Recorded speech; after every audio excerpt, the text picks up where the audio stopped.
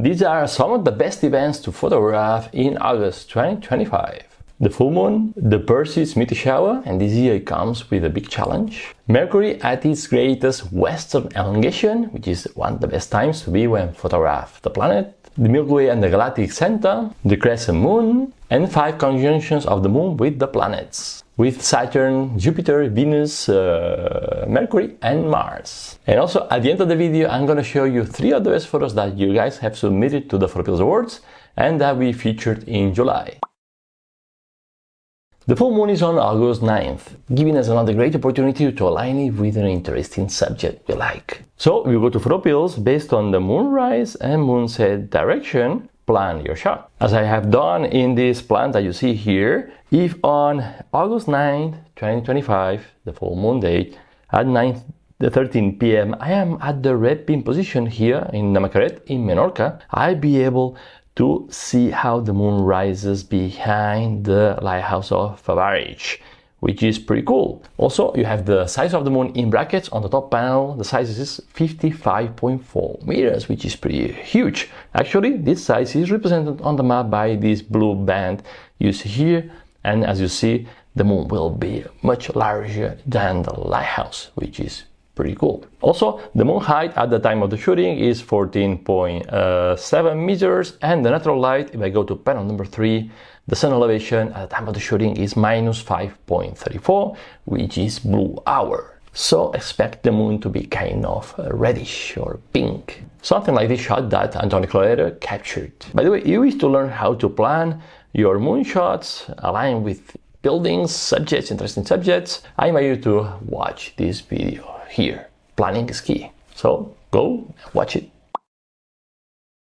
According to the top panel, the Perseids Meteor Shower is peaking on the night that goes from August 12th to August 13th. But this of course depends on the location you are on Earth, so use PhotoPills to figure out the local peak date and time. And as you see at the top panel, at the peak only 20 meteors per hour are expected. Why? Because this year comes with a big challenge. The moon will have a phase of 85% and will rise pretty early at night, so you'll have the moon above the horizon for most of the night. But as I explained it in last week's video, where I show you how to plan the best shot possible of the Perseids, you can go and watch it here. You can use the presence of the moon to get a better image, to get the moon to work on your side, not against you. For instance, in my plan here, I had been in the beautiful beach of Pergonda in Menorca. The peak time is at 10:25 p.m. So my plan here is to shoot the Perseids when it becomes night till moonrise, like there is no tomorrow. So in my plan here, I found a really cool composition. So I suggest you guys to find a really cool composition.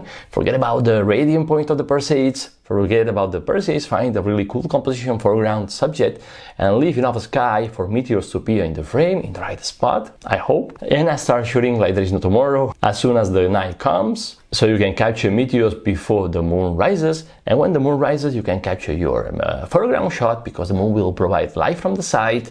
And you're gonna get volume and texture on your foreground, and then you can keep shooting, exposing now for the sky, taking into account the moonlight, shoot the sky to try to get more meteors. And I'm sure at the end you'll get a great Perseid shot. So very quickly, what you see here moving on the map, the gray line, it shows me where the radiant is of the Perseids. You know that the radiant of a meteor shower is that spot in the sky where meteors appear to originate. You can frame to the radiant, you can frame away from the radiant if you want to capture longer meteors. And if you want to locate the radiant in the sky, you can always tap on the night IR and locate the Perseids radiant here in the night IR view, so you cannot miss it. Oh, by the way, and the Perseids is a meteor shower that's visible from both hemispheres. Cool.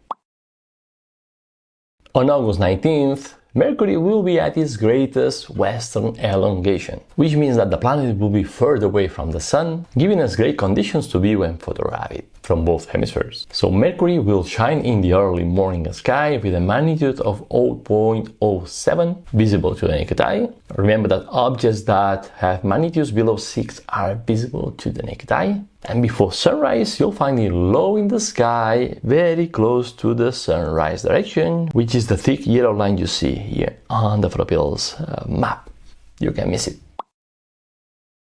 The new moon is on August 24th. And August is a fantastic month to photograph diagonals of the Milky Way and the Galactic Center. And also it's a great month to photograph the Milky Way and the Galactic Center when they are super vertical, straight. For example, if we go to the Northern Hemisphere, I have the red pin in White Pocket, Arizona, USA. Here it's a great time, for example, to photograph a nice diagonal or also a completely vertical Milky Way with this nice tree that we find there in White Pocket, which is pretty cool. And as you see on the top panel, the Milky Way is completely vertical when aligned with the tree, and also on the map, the Milky Way is straight above the red pin.